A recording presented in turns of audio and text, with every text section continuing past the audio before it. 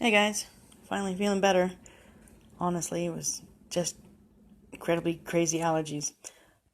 So, this is the first look at the unfinished, because I need to get all my panels out and make sure I have what's on them accurate with the numbers that I have on them. But I didn't really want to wait for that, and I'm just testing this out. It's my little cardboard pieces, held up with toothpicks and tape. And it's funny, I tried to put the lines on there, but they just never matched up anyway. So I did the best I could, but I like it because you can kind of like take a little tour through what the haunt possibly look like. Good thing is, if you don't like how it looks, you just move some pieces around.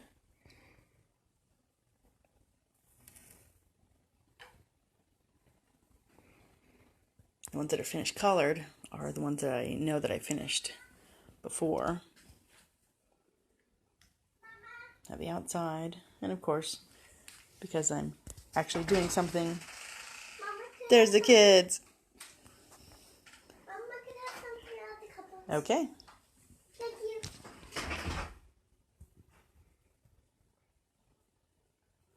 There's the outside.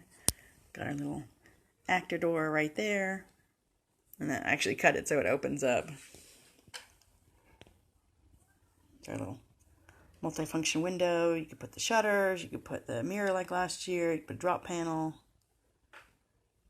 And I do believe someone was playing with this last night because a lot of these pieces are just everywhere.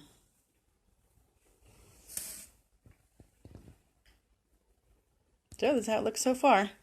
For me, this is a lot easier to get an idea of what it's going to look like and how it's all going to fit together. A lot easier than using my sheet that has all of them drawn on there with what's on it, or at least supposed to be on it. And then, of course, the workspace with about 18 different projects started on it. But that's typical me. I'm sure there's a lot of people that are the same. So I hope you like it. I had fun making it.